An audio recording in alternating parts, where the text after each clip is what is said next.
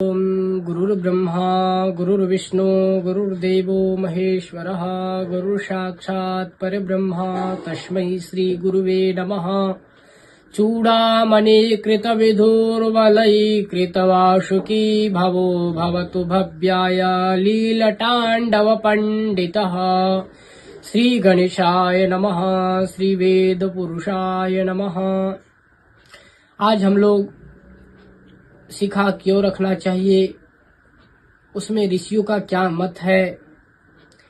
शिखा हिंदुत्व का पहचान है। आज हम लोग शिखा जो परंपरा है, शिखा अर्थात जो शिखा रखा जाता हुआ धीरे धीरे लुप्त होते जा रहा है। और शिखा क्यों रखना चाहिए, आज हम लोग इसको द्वितीय दिवस में चर्चा करेंगे। प्रथम दिवस में चर्चा हम लोग किए थे। शिखा देखने में मामूली लगता है पर वह मामूली है नहीं। और शिखा अर्थात शिखा जो है, शिखा रखने से हमें क्या लाभ होगा, क्या हानि होगा, वह भी हम लोग चर्चा करेंगे।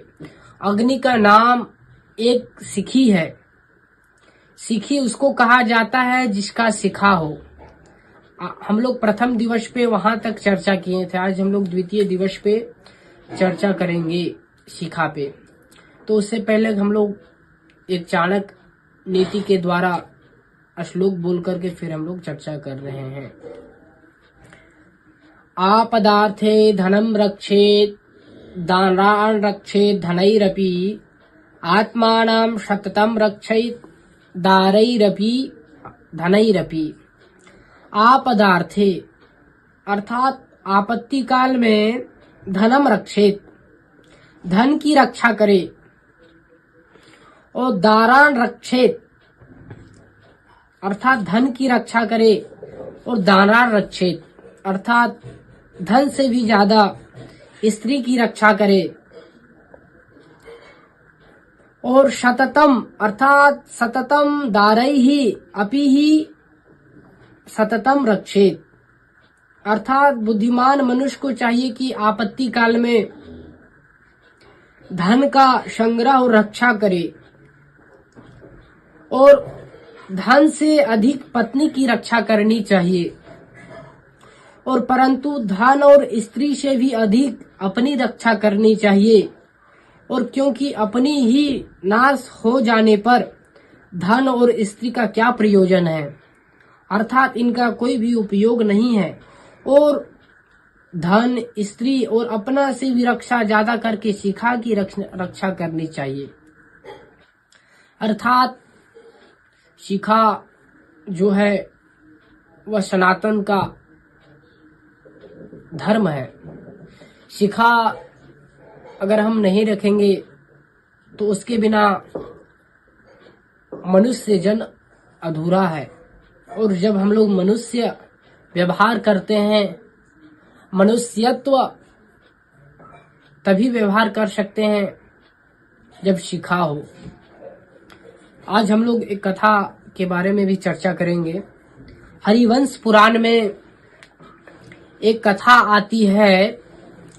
है और तालजंग वंश के राजाओं ने शक, यवन, काम्बोज, पारद आदि राजाओं को साथ लेकर राजा बाहु का राज छीन लिया, और राजा बाहु की मृत्यु हो गई महाराज। अर्थात हरिवंश पुराण में कथा आती है, हय और तालजंग वंश के राजाओं ने शक, यवन, काम्बोज, पारद आदि राजाओं को साथ लेकर राजा बाहु का राज छीन लिया। राजा बाहु अपनी पत्नी के साथ वन में चल गया, और वहां राजा बाहु की मृत्यु हो गई। तब महर्षि औरव ने उसकी गर्भवती स्त्री की रक्षा की और उसको अपने आश्रम में ले आए। वहां उसने एक पुत्र को जन्म दिया जो आगे चलकर राजा सगर के नाम से प्रसिद्ध हुआ।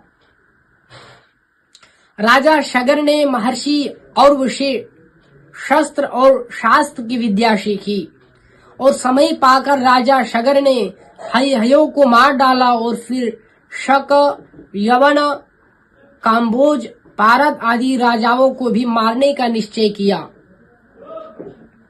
वे शक, यवन आदि राजा लोग महर्षि वशिष्ठ की शरण में चले गए और वशिष्ठ जी ने कुछ शर्तों पर उनको अभय दान दे दिया और राजा शगर को आज्ञा दी कि वे उनको न मारे और राजा शगर अपनी प्रतिज्ञा भी नहीं छोड़ सकते थे और वशिष्ठ जी की आज्ञा भी नहीं टाल सकते थे।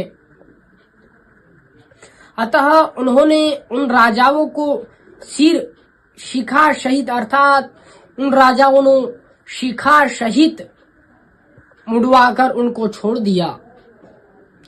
वे राजा लोग क्षत्रिय थे अर्थात वे जो राजा थे क्षत्रिय थे अर्थात क्षत्रियों का कार्य है 4 वर्ण अर्थात ब्राह्मण, क्षत्रिय और वैश्य और शूद्र। क्षत्रियों को दिया गया है कि जब कभी भी ब्राह्मण, वैश्य और शूद्र पे कोई घात करे तो उसको अपने तलवार के दम पर उसको रोकना।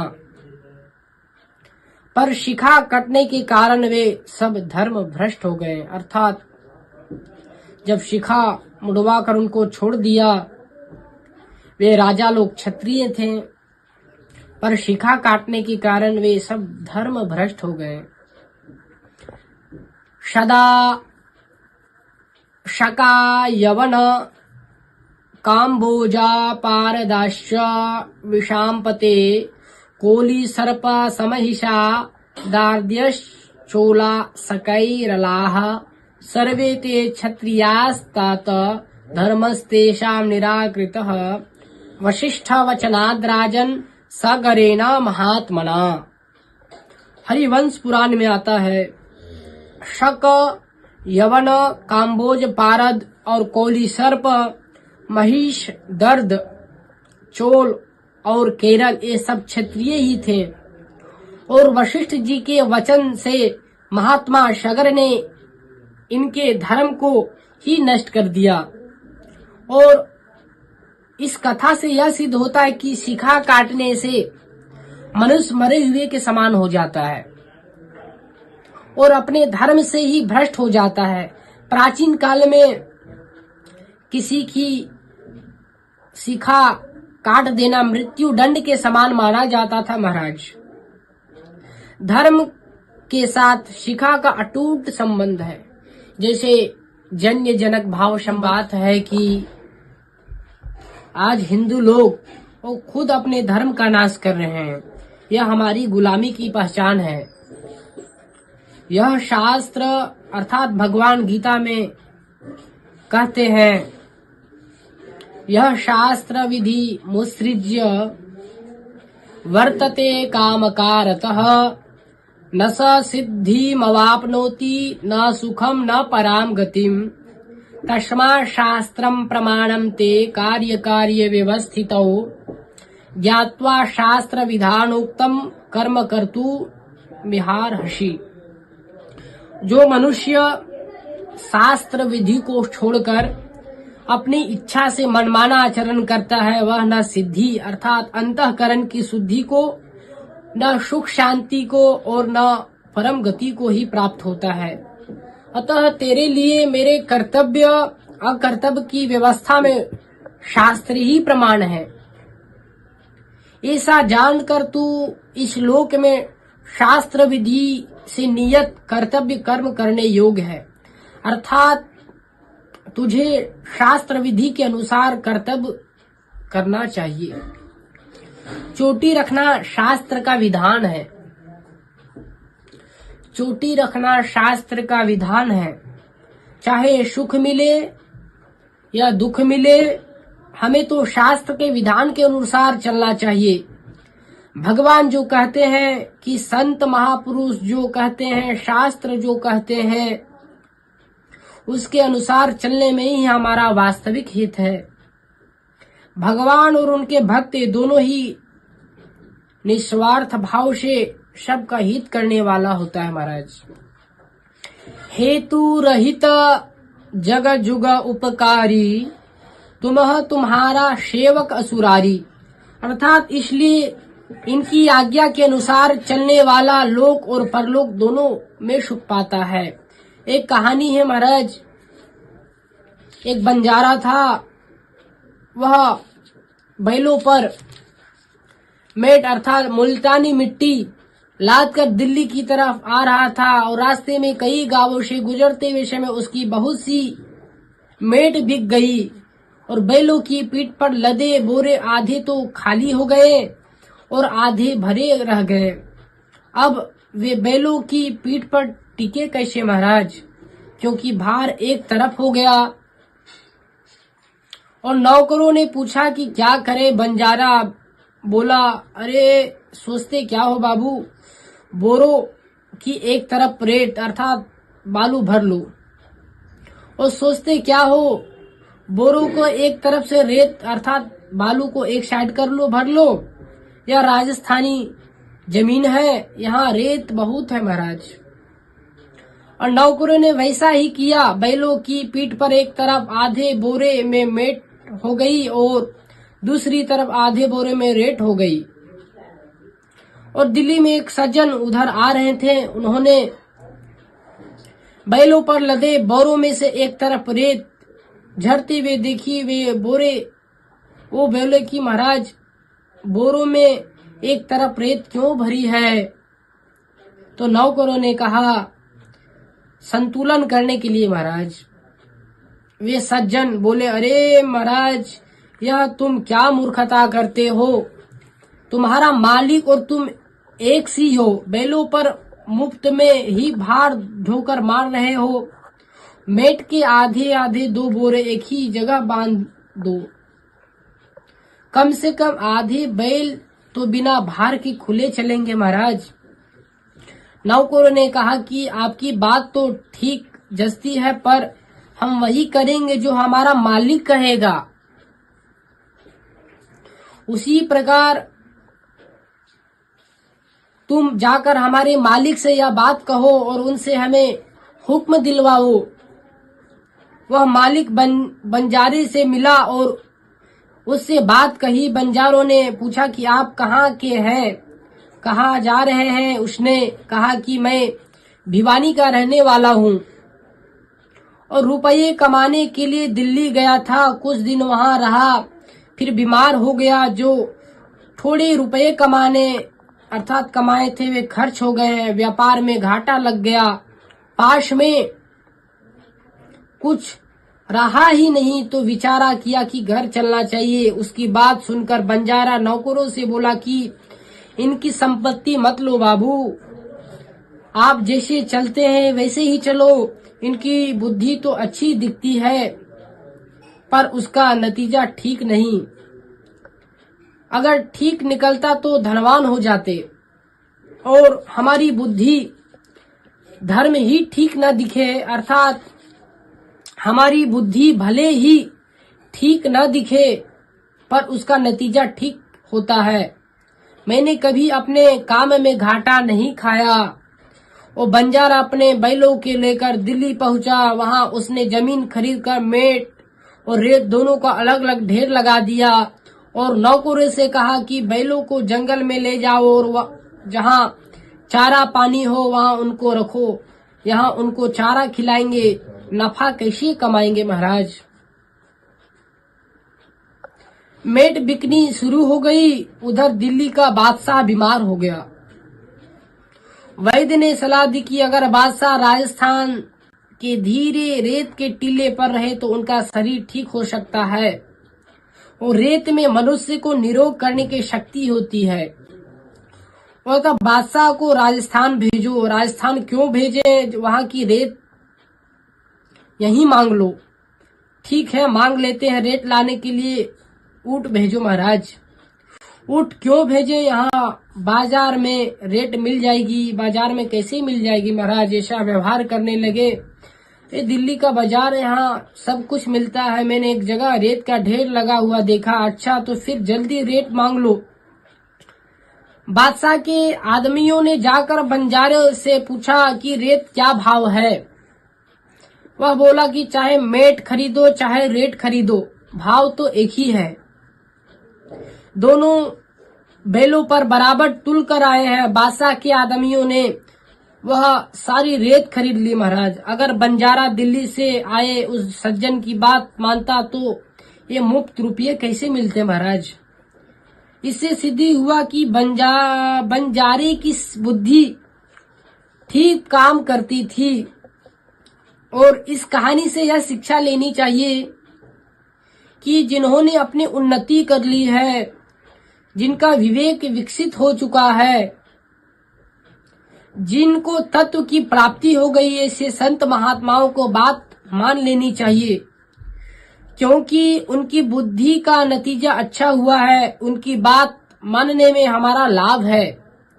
और अपनी बुद्धि से अब तक हमने कितनी उन्नति की है, क्या तत्व की प्राप्ति कर ली है इसलिए भगवान शास्त्र और संतों की बात मानकर शिखा धारण कर लेनी चाहिए। अर्थात मैं चोटी रखने बात कहता हूँ तो आपके अहित के लिए नहीं कहता हूँ महाराज। आपको दुख हो जाए, नुकसान हो जाए, संताप हो जाए, ऐसा मेरा बिल्कुल उद्देश्य नहीं है। चोटी रखना बहुत ही सुगम काम है, पर आपके लिए कठिन हो रहा है क्योंकि आपने उसको छोड़ दिया है शिखा रखना, इसलिए वह कठिन हो रहा है। क्योंकि यह बात आपको आपकी पीढ़ियों से, आपके बाप दादा परदादा आदि सब परंपरा से चोटी रखते आए हैं, पर अब आपने इसका त्याग कर दिया है, इसलिए चोटी रखना कठिन लग रहा है। विचार करिए कि चोटी रखना छोड़ देने से आपको क्या लाभ हुआ और अब आप चोटी रख ले तो क्या नुकसान होगा। चोटी रखने से आपकी पैसों की हानि होती हो, धर्म की हानि होती हो, स्वास्थ्य की हानि होती हो और आपको बड़ा भारी दुख मिलता तो बताए। चोटी न रखने में बहुत बड़ा हानि होता है। पहले सब लोग चोटी रखते थे, चोटी के बिना कोई आदमी नहीं दिखता था महाराज, आधुनिक काल में, प्राचीन काल में। पर हमारे देखते देखते थोड़े वर्षों में आदमी शिखा रहित हो गए। अब प्राय लोगों को शिखा नहीं दिखती है। वो शिखा और सूत्र जनेऊ का परस्पर घनिष्ठ संबंध है। बताएं, धर्म का और शिखा का जैसे अटूट संबंध है, माता पिता का जैसे अटूट संबंध है, पिता पुत्र का संबंध है, उसी प्रकार शिखा और सूत्र का घनिष्ठ संबंध है। आश्चर्य की बात है कि आज ऐसे लोग भी हैं जिनका सूत्र तो है पर शिखा नहीं है। यह कितने पतन की बात है। अगर यही दशा रही तो आगे आपको कौन कहेगा कि चोटी रखो, और क्यों कहेगा, कहने से उसकी क्या लाभ होगा। शिखा हिंदुत्व की पहचान है, अर्थात बोले हिंदुत्व, हिंदू में हिंदुत्व जाती रहता है। जब हिंदुत्व व्यवहार तभी हो सकता है जब शिखा रखेंगे, यज्ञोपवीत धारण करेंगे। शिखा नहीं है न यज्ञोपवीत है तो हिंदुत्व कैसे पता चलेगा, कहने से हिंदू हो जाएगा। शिखा हिंदुत्व की पहचान है, वह अर्थात यह आपकी जाति की रक्षा करने वाली है। ब्राह्मण, क्षत्रिय, वैश्य और शूद्र चारों की रक्षा करने वाली है शिखा। जनेऊ तो सबके लिए नहीं है, केवल ब्राह्मण, क्षत्रिय, वैश्य के लिए है, लेकिन शिखा चारों वर्णों के लिए है। पर शिखा हिंदू मात्र के लिए है, चाहे द्विजातीय हो चाहे अंत्यज हो, शिखा सबके लिए है। जैसे मुसलमानों के लिए सुन्नत है, ऐसे ही हिंदुओं के लिए शिखा है महाराज। सुन्नत के बिना कोई मुसलमान नहीं मिलेगा, पर शिखा के बिना आज हिंदुओं का समुदाय ही मिल जाएगा। मुसलमान और ईसाई बड़े जोरों से अपने धर्म का प्रचार कर रहे हैं और हिंदुत्व धर्म परिवर्तन करने की नई नई योजनाएं बना रहे हैं महाराज। आपने अपनी चोटी कटवाकर उनके प्रचार कार्य की सुगम बना दिया है। इसलिए समय रहते हिंदुओं को सावधान हो जाना चाहिए। मुसलमान अपने धर्म का प्रचार मूर्खता से करते हैं और ईसाई बुद्धिमत्ता से, और मुसलमान तो जब सिखा अर्थात हिंदू जो है सिखा मुंडवार है, और मुसलमान लोग देखिए बिना टोपी के बिना नमाज पढ़ने नहीं जा सकते हैं। उनका जो ग्रंथ कहता है, जो कुरान कहता है, वही करता है। और हम लोग का जो ग्रंथ कहता है, पुराण आदि कहता है, उसमें लोग सवाल उठाते हैं, मनुस्मृति आदि में सवाल उठाते हैं। उसी प्रकार जाइए कुरान में जाइए, एक मुसलमान भाई को देखिए कुरान के ऊपर एक अंगुली भी नहीं उठाएगा। उसी प्रकार हमारे शास्त्र के ऊपर हिंदुत्व ही अर्थात हिंदू लोग ही हाथ उठा रहे हैं। मुसलमान अर्थात टोपी के बिना नमाज पढ़ने नहीं जा सकते हैं। उसी प्रकार हम लोग का प्राचीन काल से परंपरा था, शिखा के बिना, चंदन के बिना हम लोग मंदिर में प्रवेश नहीं कर सकते थे उस समय।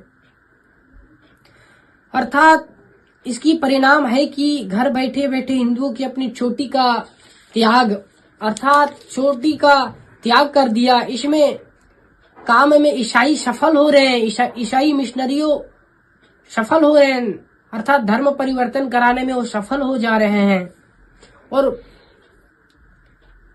जिसमें से उनका राज हो जाए। कलयुग का प्रभाव प्रतिवर्ष प्रतिमास प्रतिदिन जोरों से बढ़ रहा है। लोगों की बुद्धि भ्रष्ट हो रही है और मनुष्य मात्र का कल्याण चाहने वाला हिंदू संस्कृति नष्ट हो रही है महाराज। हिंदू स्वयं ही अपनी संस्कृति का नाश करेंगे तो रक्षा कौन करेगा। अर्थात हिंदुत्व अपना ग्रंथ के ऊपर घात करेंगे, हाथ उठाएंगे, तो फिर हिंदुत्व संस्कृति का रक्षा कौन करेगा। अर्थात चोटी रखने से क्या लाभ होता है। जो लाभ को देखता है वह पारमार्थिक उन्नति कर सकता है। अर्थात जो लाभ को देखता है वह पारमार्थिक उन्नति कर सकता ही नहीं। अर्थात धर्म में कोई लाभ हानि नहीं देखना चाहिए। लाभ देखकर ही कोई काम करोगे तो फिर शास्त्र वचन संत वचन का क्या आदर हुआ महाराज। आज जाइए मुसलमान भाइयों के कुरान पढ़ेंगे, एक अंगुली भी नहीं उठाएंगे, लेकिन हमारे यहाँ तो ऐसे ऐसे दुष्ट लोग हैं, मनुस्मृति में लोग हाथ उठा रहे हैं, कुछ भी बोलते जा रहे हैं।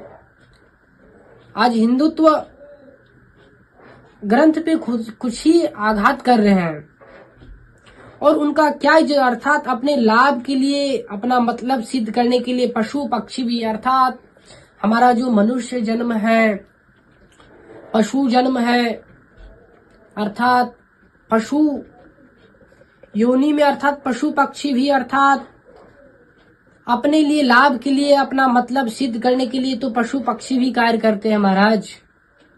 यह मनुष्य पना नहीं है, चोटी रखने में आपकी भलाई है, इससे मेरे को रत्ती भर भी मात्र संदेह नहीं है महाराज। वास्तव में हमें लाभ हानि न देकर धर्म को देखना है। लाभ हानि जब तक आपका शरीर रहेगा, लेकिन जब शिखा रखेंगे तो धर्म का शिखा के साथ अटूट संबंध रहता है। वहां पे हानि लाभ नहीं देखना चाहिए। जब आप हानि लाभ देखेंगे तो फिर आपका धर्म भ्रष्ट हो जाएगा। ईसाई मिशनरियों का कार्य धीरे धीरे सफल हो जाएगा। और धर्म शास्त्र में आया है कि बिना शिखा के जो भी यज्ञ, दान, तप, व्रत आदि शुभ कर्म किए जाते वे सब निष्फल हो जाते हैं, सफल नहीं होते हैं। कात्यायन स्मृति में कहा गया है, सदोपवीतिना भाव्यम सदा बद्ध शिखेन च विशिखो व्यूपवीतश्च यत् करोति न कृतम। इतना ही नहीं, शिखा के बिना कार्य किए हुए पुण्य कर्म राक्षस ले जाते हैं महाराज। विना यच्छी खया कर्म विना यज्ञोपवीतकम राक्षसम तद्धि विज्ञेयम समस्ता निष्फला क्रिया। इसलिए धर्मशास्त्र ने आज्ञा दी है स्नाने दाने जपे हो में संध्यायाम देवतार्चने शिखा ग्रंथिम विना कर्म कुर्यात् एतन मनुर्ब्रवीत। स्नान दान होम संध्या और देव पूजन के समय शिखा में ग्रंथि छोटी गांठ अवश्य लगानी चाहिए, ऐसा महाराज मनु ने कहा है। और शिखा अर्थात कहें शिखा सब चारों वर्णों का विधान है, ब्राह्मण क्षत्रिय वैश्य और शूद्र। शिखा सभी लोग रख सकते हैं। आज हमारे वैश्य समाज लोग बौद्ध धर्म को अपना रहे हैं। क्यों अपना रहे हैं? अपना धर्म का ज्ञान नहीं है। धर्म का अर्थात उन लोग ज्ञान नहीं है, इसलिए बौद्ध धर्म अपना रहे हैं।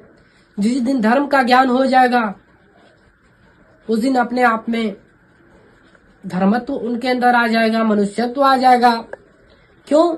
क्योंकि उसके बाद धर्म का ज्ञान नहीं है, ग्रंथ का ज्ञान नहीं है, इसलिए वो बौद्ध धर्म अपना रहे हैं। और नेता लोग इसमें सफल हो जा रहे हैं। नेता लोगों का कार्य है कि ब्राह्मण को क्षत्रिय वैश्य शूद्र सबको अलग अलग बांट रहा है नेता लोग वोट के लिए। तो हमारे शास्त्र ने इसको अलग बांटा नहीं है। जैसे हमारा शरीर है, किसी के प्रति पिता है, किसी के प्रति पुत्र है, उसी प्रकार उनका संज्ञा दिया गया है। महाराज संज्ञा क्यों दिया गया है? वर्ण को चलाने के लिए। इसलिए आज हम लोग शिखा जो है बहुत ही महत्वपूर्ण है। और जब शिखा आज हम नहीं रखेंगे तो हमारे वैश्य लोग देखिए बौद्ध धर्म को अपना रहे हैं। आज हम लोग शिखा चंदन से रहित हो जा रहे हैं। आज हम लोग शिखा चंदन नहीं रखेंगे, पहनेंगे, अर्थात शिखा नहीं धारण करेंगे, चंदन धारण नहीं करेंगे तो कल हम लोगों के ऊपर भी समस्या आ सकता है। इसी प्रकार हिंदू धर्म के 16 संस्कारों में चूड़ाकरण संस्कार अर्थात मुंडन संस्कार का भी विशेष महत्व है। हमारे इस संस्कार में शिखा धारण करने से दीर्घ आयु, तेज बल और ओजन की अर्थात ओज की प्राप्ति होती है। दीर्घायुत्वाय बलाय वर्चसे शिखायै वषट। शिखा के विशेष महत्व के कारण ही हिंदुओं का यवन शासन में अपनी शिखा की रक्षा के लिए सिर कटवा दिया महाराज, लेकिन फिर भी शिखा नहीं मुंडवाया। और कितने दुख की बात है कि आज हिंदू उसी शिखा को अपने ही हाथों काट रहे हैं। धर्म शास्त्र में न शिखा रखने की प्रायश्चित बताया, अर्थात कोई कार्य हम लोग करते हैं तो उसमें प्रायश्चित बताया गया, पर शिखा काटने के बाद उसमें कोई प्रायश्चित नहीं है। शिखा छिन्दन्ति ये मोहात् द्वेषादज्ञानतोऽपि वा तप्त कृच्छेन शुध्यन्ति त्रयो वर्णा द्विजातयः। अर्थात तीनों वर्णों के द्विजाति लोग मोह से, द्वेष से अथवा आज्ञा से अपनी शिखा काट देते हैं। वे तप्त कृच्छ व्रत करने से शुद्ध होते। अर्थात जब प्रायश्चित शिखा का एक ही है, तप्त कृच्छ व्रत करना। आज हम लोग यहीं तक व्यवहार करते हैं, फिर कल हम लोग बात करेंगे। नमः पार्वती पतये हर हर महादेव।